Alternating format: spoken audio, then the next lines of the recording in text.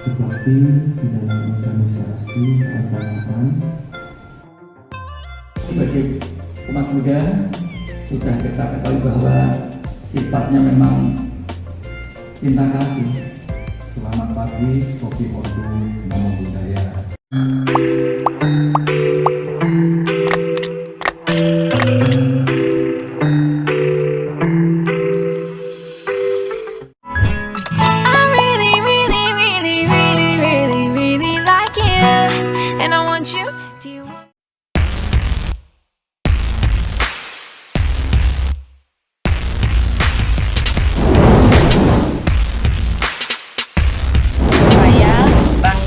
Menjadi wanita Buddhis Indonesia. Saya bangga menjadi wanita Buddhis Indonesia. Saya bangga menjadi wanita Buddhis Indonesia. Saya bangga menjadi wanita Buddhis Indonesia. Saya bangga menjadi Buddhis Indonesia. Apa saja pelajarannya? Ada dhamma, ada parenting, ada kesehatan, ada juga makanan-makanan yang makanan-makanan sehat. Ada kemajuan ada. Cuma kan maunya kan lebih maju. Yang penting semangat terus, Bu. Satu, aku sayang ibu. Dua, juga sayang ayah. Tiga, sayang adik kakak. 1, 2, 3, sayang semuanya. 27, 28, 29, 30. Ambillah semua. Fokus. Oke, tepuk tangan kita semua.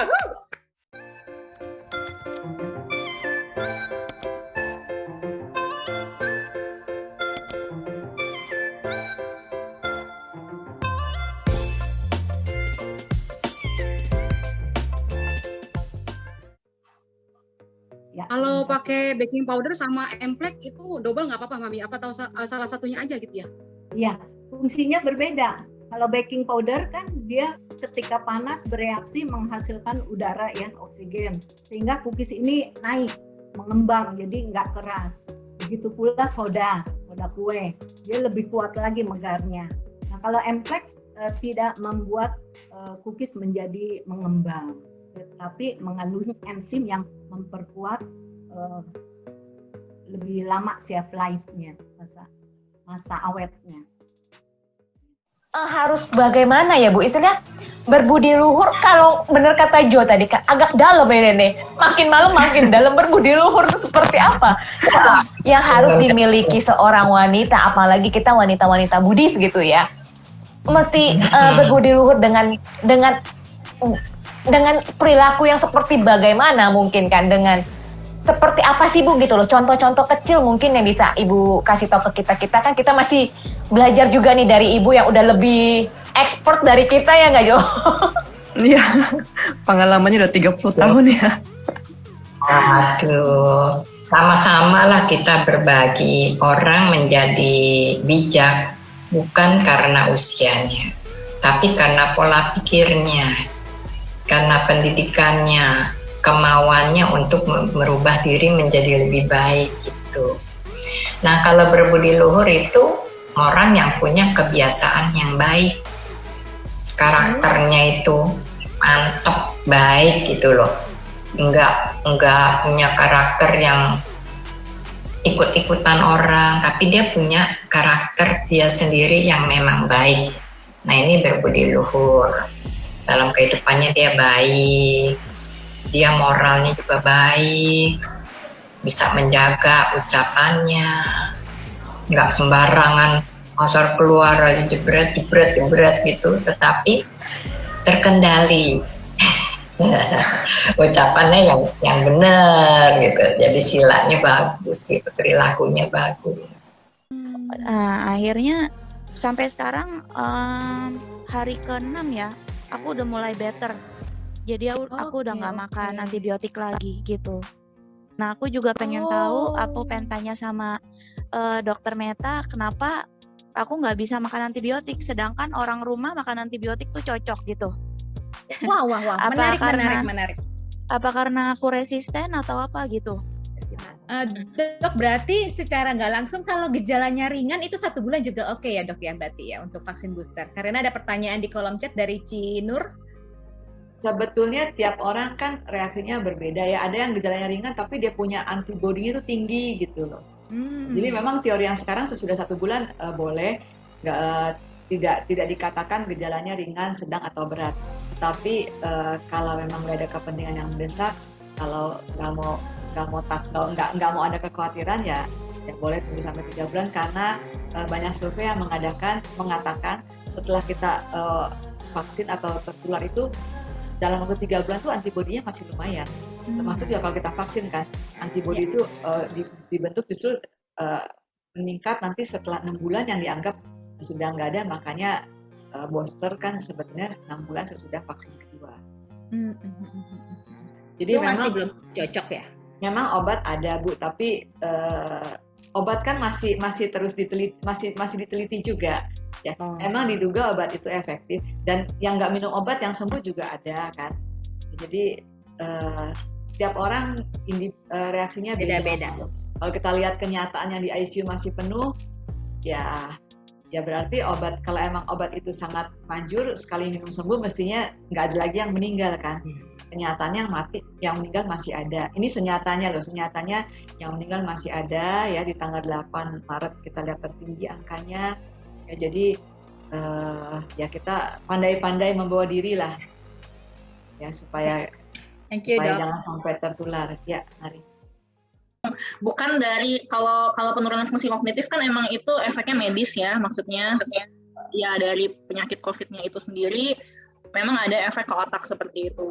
Nah, tapi kalau dari sisi emosinya sebenarnya lebih karena dari efek lingkungannya nih gitu. Sebenarnya bukan cuman mereka yang pernah kena COVID, tapi kita pun yang nggak kena COVID kan ikut terdampak secara sosial sebenarnya, ya nggak sih? Kita jadi ikutan di rumah, jadi ikut membatasi mobilitas, jadi ikut membatasi sosialisasi gitu kan. Itu sebenarnya efek ke emosi dan mental kita semua sebenarnya. Even kita nggak kena COVID loh, kayak gitu. Karena saya pernah dengar salah satu penjelasan dari Aderai, tahu ya Aderai ya? Aderai itu kan dia memang pakar di bidang kesehatan, seperti itu olahraga, dan memang dia punya filosofi hidup yang bagus gitu. Jadi Aderai itu waktu itu sharing, dia pernah baca ada sebuah riset gimana cara bikin manusia itu tuh hidupnya umurnya pendek, katanya gitu. Nah, apakah dengan alkohol kayak gitu kan, dikasih minum alkohol, ternyata dia seneng-seneng gitu kan, umurnya nggak pendek-pendek. Terus apakah dengan rokok kayak gitu kan? Nah, ternyata rokok dia menarik nafas panjang, itu tuh mengaktifkan yang namanya saraf parasimpatetik gitu kan, relax. Jadi nggak umurnya nggak pendek-pendek juga tuh kayak gitu kan. Terus apakah dengan apa waktu itu ya, gula kalau nggak salah ya gitu. Ternyata nggak juga gitu kan. Nah, tapi apa yang bisa bikin manusia itu umurnya pendek gitu, yaitu ketika dia diisolasi gitu. Dia diisolasi, dia nggak bisa ketemu sama siapa-siapa seperti itu. Nah, disitulah dia merasa stres, lonely gitu kan, dan itulah yang akhirnya efek ke kesehatannya dia sebenarnya, bikin dia sakit. Jadi kalau dibilang manusia itu makhluk sosial, benar banget gitu. Kita butuh orang lain, kita butuh interaksi satu dengan yang lain seperti itu. Jadi ketika kita dibatasin nggak bisa ketemu sama siapa-siapa, itu efeknya tuh memang efeknya kelihatannya tuh ke sosialnya, ke mental kita, ke emosi kita gitu ya. Wah kesepian, wah stres, wah pengen ketemu sama yang lain nih, kayak gitu. Tapi dari situ efeknya bisa ke fisik juga loh gitu, mulai muncul karena stres itu melemahkan imun gitu, akhirnya malah mudah terkena penyakit-penyakit yang lain, atau mungkin ada penyakit psikosomatis gitu ya, perasaan gak nyaman yang sebenarnya nggak bisa dijelaskan secara medis, tapi sumbernya dari pikiran gitu, dan itu dalam tanda kutip bikin umur pendek gitu kan jadinya. So makanya tadi di awal saya berpesan kepada teman-teman semua gitu kan, mungkin kita nggak bisa ketemu secara fisik, tapi jangan lupa untuk kita tetap saling care each other gitu. Toh kita kan sekarang udah banyak kemajuan teknologi, WA kita gampang banget mau WA call sama orang, mau WA video lihat, di Zoom kita bisa ketemuan gitu. Maksudnya yuk kita tetap care lah sosial kepada teman-teman kita yang lain meskipun kita nggak bisa ketemu secara fisik ya. Dan sekarang kan banyak emansipasi wanita ya, banyak di luar sana wanita selain bisa bekerja, bisa mengurus rumah tangga ya kan, bisa online juga, tadi kan multitasking. Nah banyak juga di teman-teman saya juga mereka yang istrinya penghasilan lebih besar daripada suami, Cimul. Nah itu gimana Cimul? Agak menarik, tapi karena kan kenyataan di luar sana ada juga kendala yang akhirnya suaminya jadi minder ya kan, karena istrinya lebih penghasilan lebih besar, Cimul. Kayak gitu gimana Cimul? Oke. Mungkin saya jawab dari sisi saya aja ya, nanti kita bisa tanya teman-teman yang lain nih, ini berbagi kan namanya juga interaktif ya. Jadi kalau jawaban saya tidak menjamin itu jawaban yang harus atau akan terjadi gitu kan. Nah, kalau menurut saya kita kan terutama Asia ya, terutama Asia itu kita menganut masih namanya suami sebagai center. Ya. Beda banget dengan di dunia barat ya.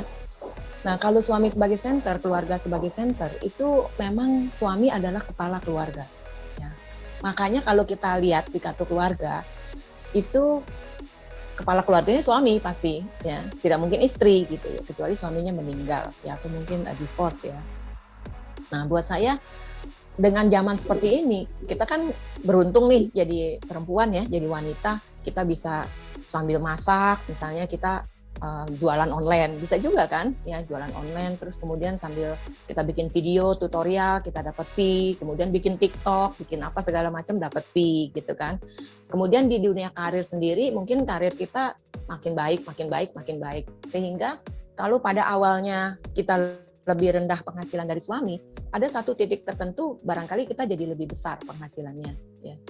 Tetapi penghasilan ini sekali lagi tidak merubah status ya. Apakah kalau istri berubah menjadi penghasilan lebih besar, dia berubah menjadi kepala keluarga gitu? Jawabannya enggak.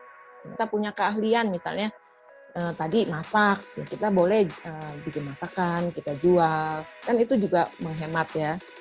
Memang tidak ada rumusan yang ini sih yang baku ya. Bagaimana cara menghemat gitu, makan sehari sekali ya itu bukan cara juga ya, akhirnya kita ke dokter karena sakit kan. Tapi ya Cilicen, don't worry, you are not alone Cilicen.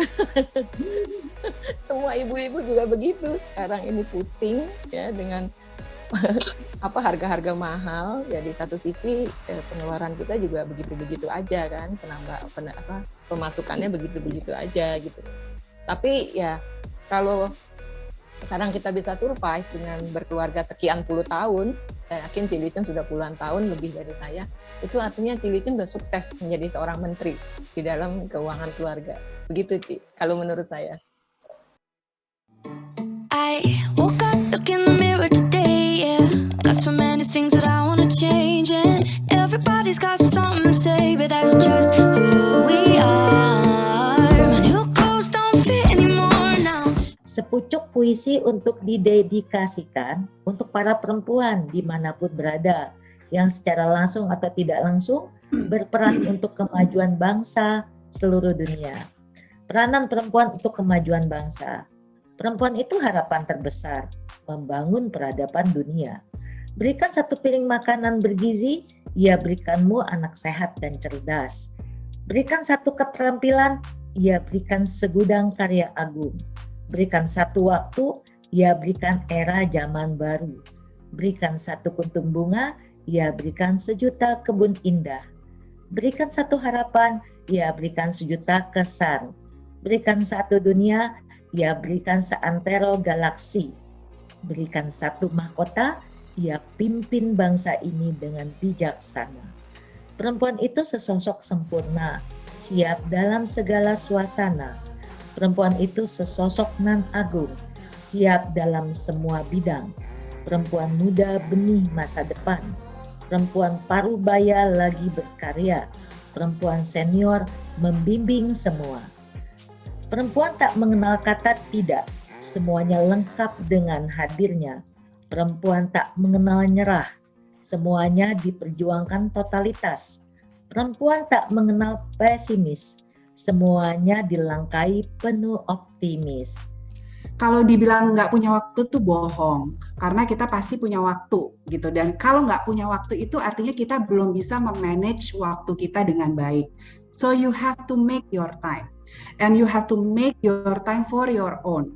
Jadi kadang-kadang kita juga terlalu sibuk ngopenin atau ngurusin orang lain, kita lupa untuk mengurus diri kita sendiri. Dan buat saya, pentingnya mengurus diri sendiri itu bukan sesuatu yang selfish atau yang egois.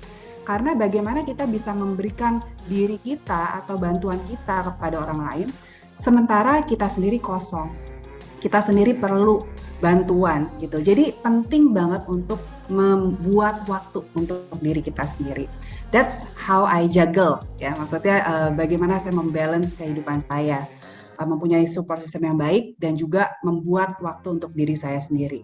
Nah, berkaca dengan dari Raden Ajeng Kartini, ada quotes yang menurut saya tepat banget. Quotes-nya adalah banyak emansipasi wanita bukanlah untuk banyak emansipasi wanita bukanlah untuk persamaan derajat. Emansipasi adalah pembuktian diri yang seimbang antara raga yang tangguh, namun hati senantiasa patuh. Emansipasi ada penerimaan diri bahwa setiap tempat ada empu yang dikodratkan dan dipantaskan. Kadang-kadang emansipasi kita selalu menganggap bahwa kita harus sama laki-laki, bahkan harus lebih strong, harus lebih pintar, harus lebih. Bukan itu maksudnya. Laki-laki adalah mitra, di mana kita saling gitu. Jadi bukan lebih tinggi atau lebih rendah. Itu kita butuhkan juga, itu salah satu support system kita juga, laki-laki, apakah itu suami, ayah, anak laki-laki gitu. Dan kita harus menyadari peran kita. Kita harus tahu bagaimana kita menempatkan diri kita sebagai perempuan.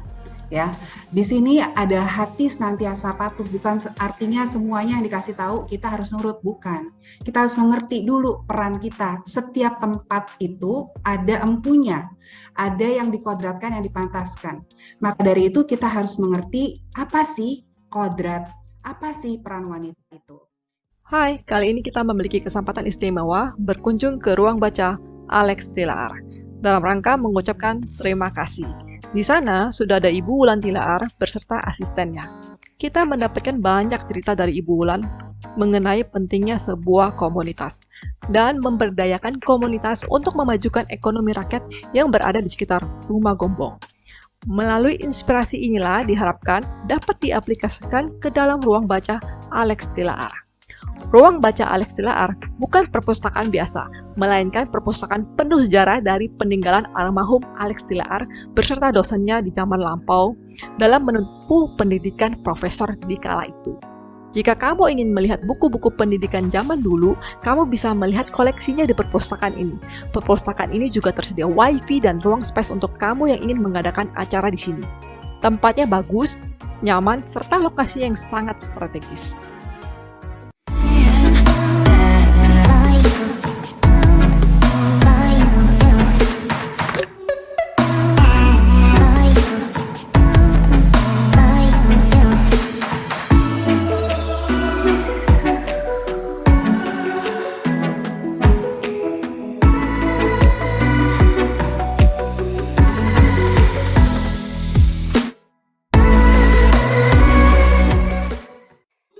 Happy birthday to you. Happy birthday to you. Happy birthday, happy birthday, happy birthday. Happy birthday to